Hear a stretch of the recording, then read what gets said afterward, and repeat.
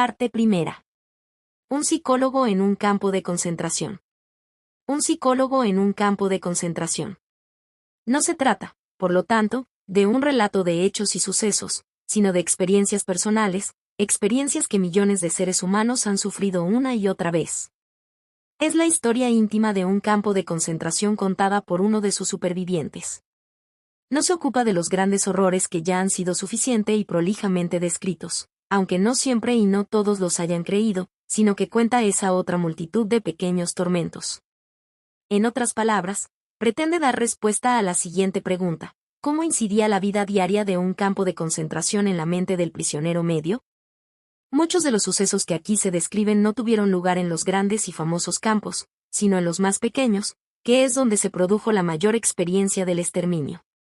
Tampoco es un libro sobre el sufrimiento y la muerte de grandes héroes y mártires, ni sobre los preeminentes, capos, prisioneros que actuaban como especie de administradores y tenían privilegios especiales, o los prisioneros de renombre.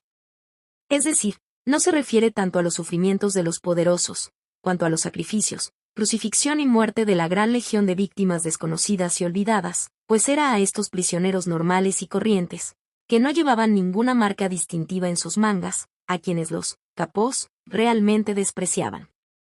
Mientras estos prisioneros comunes tenían muy poco o nada que llevarse a la boca, los capos no padecían nunca hambre. De hecho, muchos de estos capos lo pasaron mucho mejor en los campos que en toda su vida, y muy a menudo eran más duros con los prisioneros que los propios guardias, y les golpeaban con mayor crueldad que los hombres de las SS. Claro está que los capos se elegían de entre aquellos prisioneros cuyo carácter hacía suponer que serían los indicados para tales procedimientos, y si no cumplían con lo que se esperaba de ellos, inmediatamente se les degradaba. Pronto se fueron pareciendo tanto a los miembros de las SS y a los guardianes de los campos que se les podría juzgar desde una perspectiva psicológica similar. Selección activa y pasiva.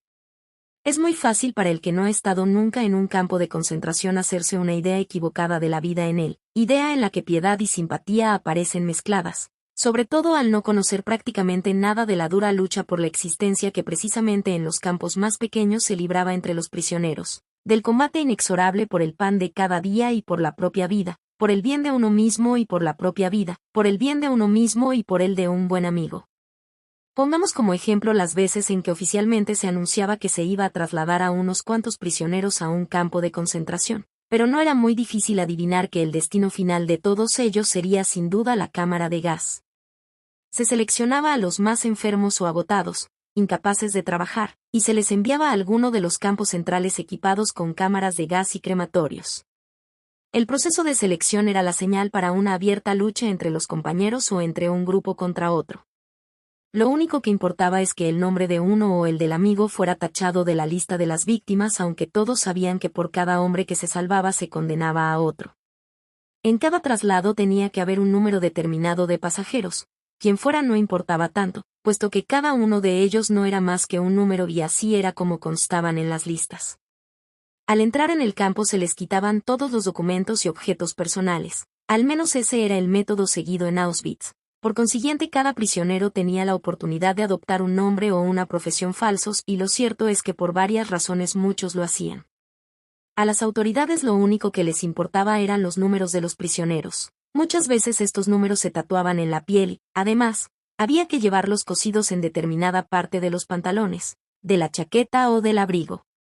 A ningún guardián que quisiera llevar una queja sobre un prisionero, casi siempre por pereza, se le hubiera ocurrido nunca preguntarle su nombre, no tenía más que echar una ojeada al número, y como temíamos esas miradas por las posibles consecuencias, y anotarlo en su libreta. Volvamos al convoy a punto de partir. No había tiempo para consideraciones morales o éticas, ni tampoco el deseo de hacerlas. Un solo pensamiento animaba a los prisioneros: mantenerse con vida para volver con la familia que los esperaba en casa y salvar a sus amigos. Por consiguiente, no dudaban ni un momento en arreglar las cosas para que otro prisionero, otro número, ocupara su puesto en la expedición. De lo expuesto hasta ahora se desprende que el proceso para seleccionar a los capos era de tipo negativo. Para este trabajo se elegía únicamente a los más brutales, aunque había algunas felices excepciones. Además de la selección de los capos, que corría a cargo de las SS y que era de tipo activo, se daba una especie de proceso continuado de autoselección pasiva entre todos los prisioneros. Por lo general, solo se mantenían vivos aquellos prisioneros que tras varios años de dar tumbos de campo en campo, habían perdido todos sus escrúpulos en la lucha por la existencia. Los que estaban dispuestos a recurrir a cualquier medio, fuera honrado o de otro tipo, incluidos la fuerza bruta, el robo, la traición o lo que fuera con tal de salvarse. Los que hemos vuelto de allí gracias a multitud de casualidades fortuitas o milagros, como cada cual prefiera llamarlos, lo sabemos bien, los mejores de entre nosotros no regresaron. El informe del prisionero número 119.104, ensayo psicológico. Este relato trata de mis experiencias como prisionero común, pues es importante que diga, no sin orgullo, que yo no estuve trabajando en el campo como psiquiatra, ni siquiera como médico, excepto en las últimas semanas. Unos pocos de mis colegas fueron lo bastante afortunados como para estar empleados en los rudimentarios puestos de primeros auxilios aplicando vendajes hechos de tiras de papel de desecho. Yo era un prisionero más, el número 119.104, y la mayor parte del tiempo estuve cavando y tendiendo traviesas para el ferrocarril. En una ocasión mi trabajo consistió en cavar un túnel, sin ayuda, para colocar una cañería bajo una carretera. Este hecho no quedó sin recompensa, y así justamente antes de las Navidades de 1944 me encontré con el regalo de los llamados cupones de premio, de parte de la empresa constructora a la que prácticamente habíamos sido vendidos como esclavos. La empresa pagaba a las autoridades del campo un precio fijo por día y prisionero. Los cupones costaban a la empresa 50 pfennig cada uno y podían canjearse por 6 cigarrillos, muchas veces varias semanas después, si bien a menudo perdían su validez. Me convertí así en el orgulloso propietario de 2 cupones por valor de 12 cigarrillos, aunque lo más importante era que los cigarrillos se podían cambiar por 12 raciones de sopa y esta sopa podía ser un verdadero respiro frente a la inanición durante 2 semanas. El privilegio de fumar cigarrillos le estaba reservado a los capós, que tenían asegurada su cuota semanal de cupones, o quizás al prisionero que trabajaba como capataz en un almacén o en un taller y recibía cigarrillos a cambio de realizar tareas peligrosas. Las únicas excepciones eran las de aquellos que habían perdido la voluntad de vivir y querían disfrutar de sus últimos días. De modo que cuando veíamos a un camarada fumar sus propios cigarrillos en vez de cambiarlos por alimentos, ya sabíamos que había renunciado a confiar en su fuerza para seguir adelante y que, una vez perdida la voluntad de vivir, rara vez se recobraba. Lo que realmente importa ahora es determinar el verdadero sentido de esta empresa. Muchos recuentos y datos sobre los campos de concentración ya están en los archivos. En esta ocasión, los hechos se considerarán significativos en cuanto formen parte de la experiencia humana.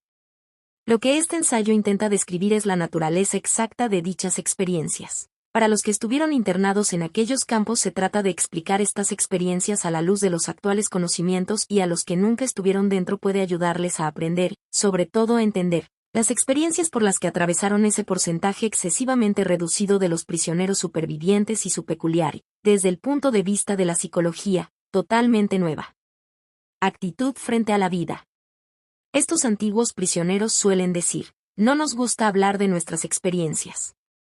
Los que estuvieron dentro no necesitan de estas explicaciones y los demás no entenderían ni cómo nos sentimos entonces ni cómo nos sentimos ahora. Es difícil intentar una presentación metódica del tema, ya que la psicología exige un cierto distanciamiento científico. Pero es que el hombre que hace sus observaciones mientras está prisionero puede tener ese distanciamiento necesario.